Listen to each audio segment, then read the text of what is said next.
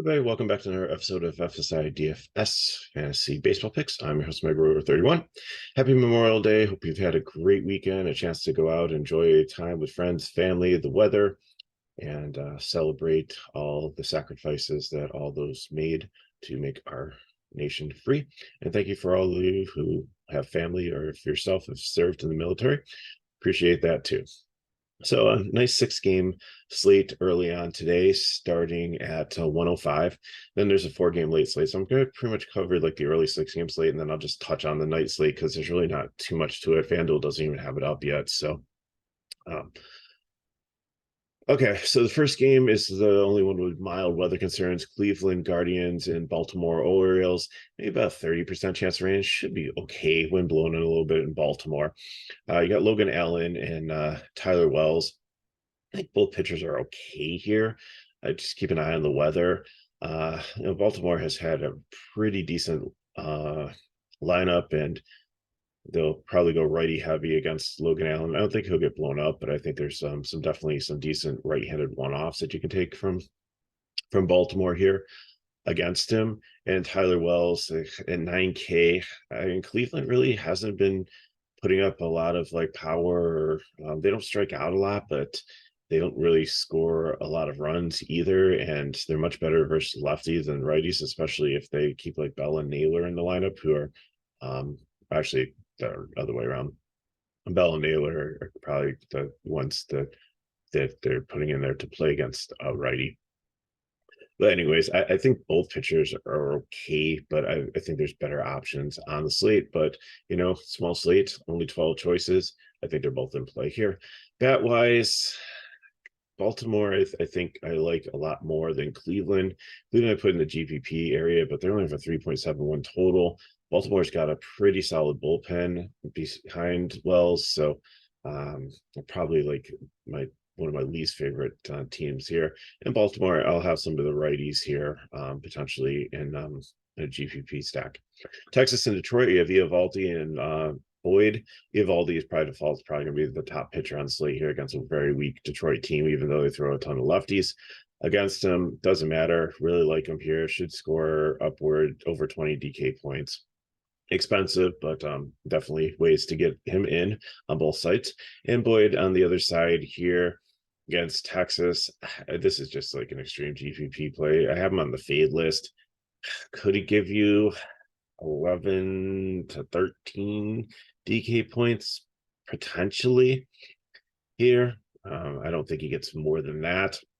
Bullpen's horrible behind him. So really like Texas, their third favorite stack here, because Boyd I think is okay against some of the lefties here. The righties I definitely should feast on him.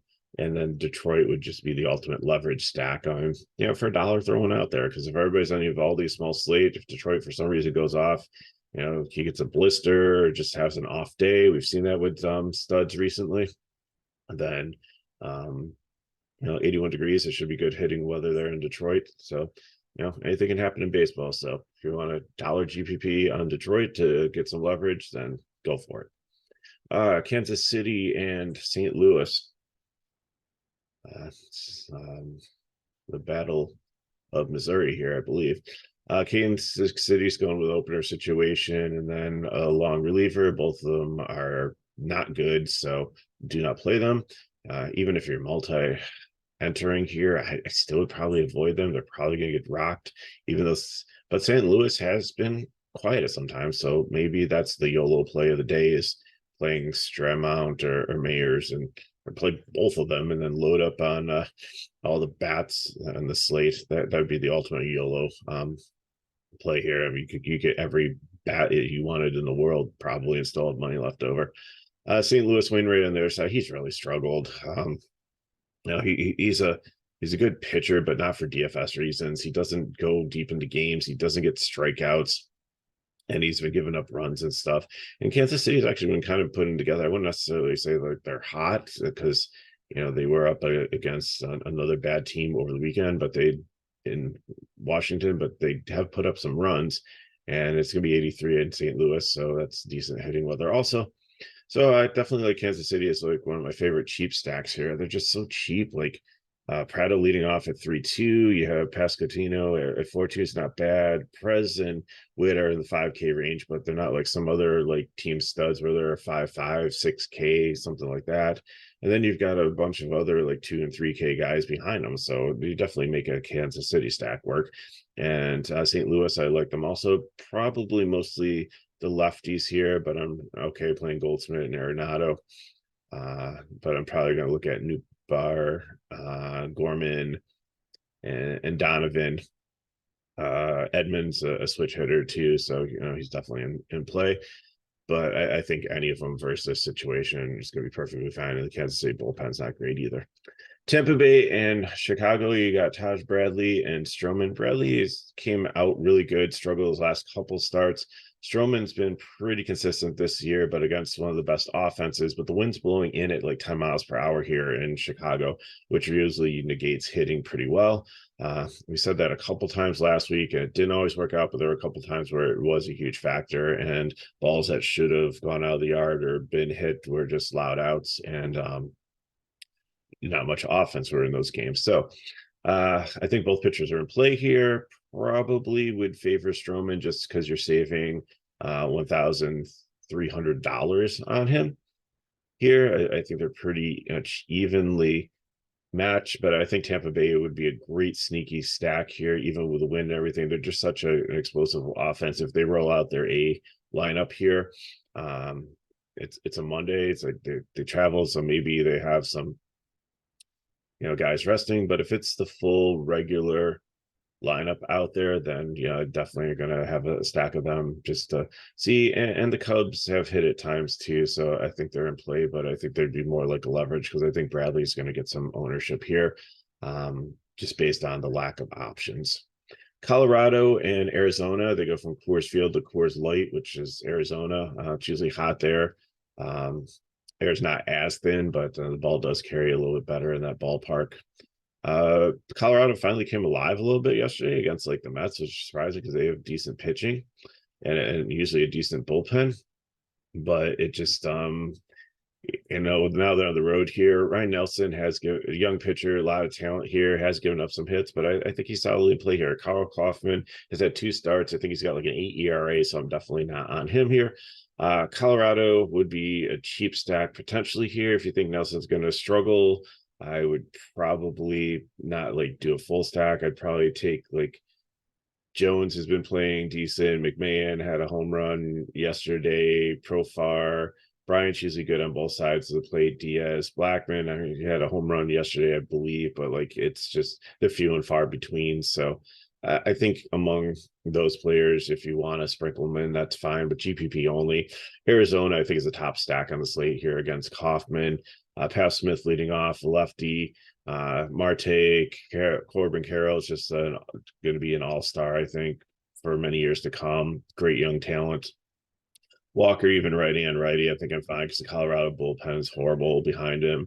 Gurriel also, Rojas, like Moreno catcher. McCarthy has got called back up, and he went down to AAA, and he actually just started really hitting the ball well. So I think he's one to watch also. And Perdomo, if he's in there, can do it wrap around. So I think almost everybody on this lineup's in play for Arizona. Mix and match them however you need to make your lineup work. Final game of the early slate at 4:10 is going to be Minnesota and Houston. At Houston, you got Sonny Gray and JP France. Sonny Gray's had a solid season. Houston's getting better with having all these guys back in the lineup that were out, and they're still waiting for Bradley. But I think that Gray definitely could be in play here. He's expensive. I think it's more of a GPP play. I definitely prefer Evaldi or Bradley with a little bit of savings there in Wrigley Field with the wind blowing in. And France on the other side, again, is a young pitcher that's trying to find his way. I think he's safe to get you probably 16 DK points against Minnesota. They strike out a lot. They don't have Gallup's been back, but they're still missing some pieces in this lineup to be full strength.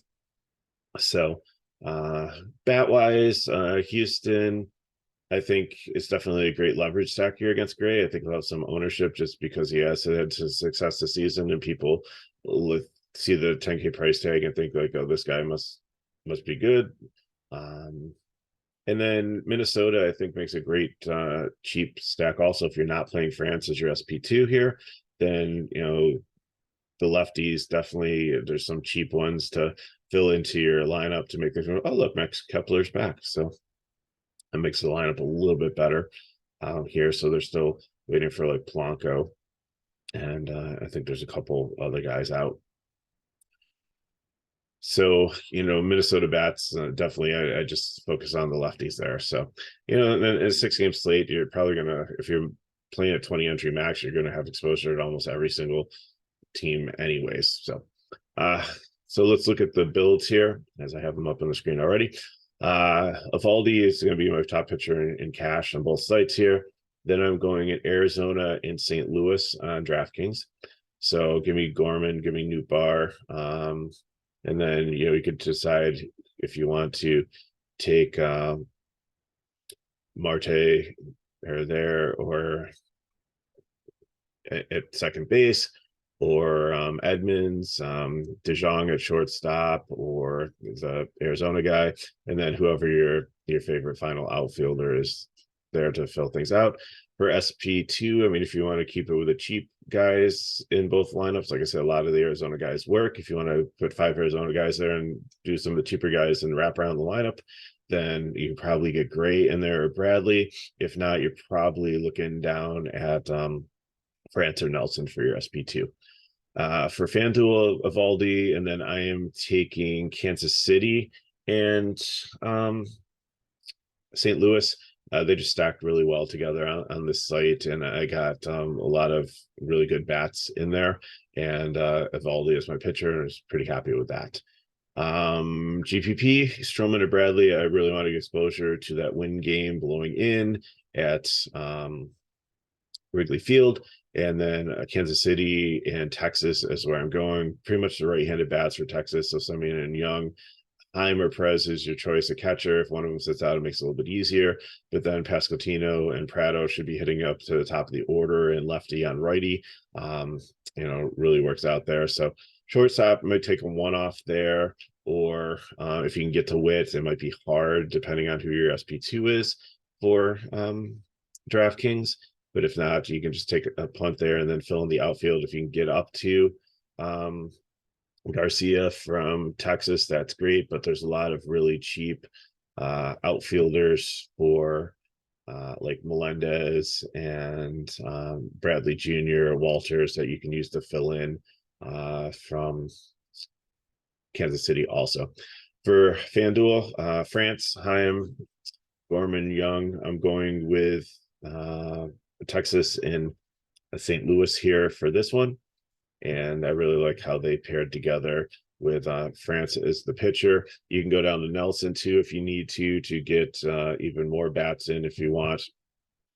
There's a lot of if you do that, then you're able to get a lot of decent bats from both these teams in, and it makes the stack a little bit more powerful. But I think I like France's matchup a little bit better. So the night slate, if you are playing that at 8:07 p.m., there's only probably about 3 options you want for pitcher.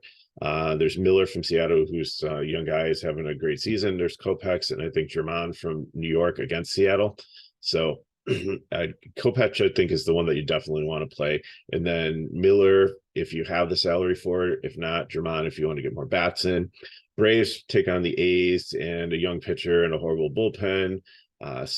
And the Braves were just on fire last night against Philly. So, look for more here. So, I'm probably going to focus on Riley, Acuna, and Olsen and see if I can get a 4th or 5th one in there. But I'm going to pair it with a Dodger stack, because some of the guys like Haywood and Peralta and Chris Taylor and Vargas, they're always usually like pretty cheap. And if you want some other players to put in your pool, then I'm probably going to look at the White Sox, because they play Griffin Cannon and the Angels. The Angels have been struggling. Cannon has been struggling. The Angels actually got swept by the Marlins. So Chicago White Sox might be in a good place here. So So I got for you again. I just hope you have a great Memorial Day. Hope you had a great Memorial Day weekend. Two NASCAR races today because they both got rained out on Sunday or Saturday and Sunday. So those videos are up on the channel if you want to watch them and build your lineups. Xfinity race starts at 11, and I think around 3 o'clock or so is when the Cup race is going to start. If you did play Xfinity and you watched the video and you didn't go back to it or pay attention, Kyle Busch is not racing, so to make sure he's not in your lineup. He is in the Cup race, but he is not going to be in the Xfinity race. So that's all I got for you. As always, if you have questions, you can put them in the comments below or hit me up at MegaRower31 on Twitter. More information on FSi DFS is in the description of the video. How to get into our website to subscribe to our packages, or just get into our Discord to see all the free stuff that's there.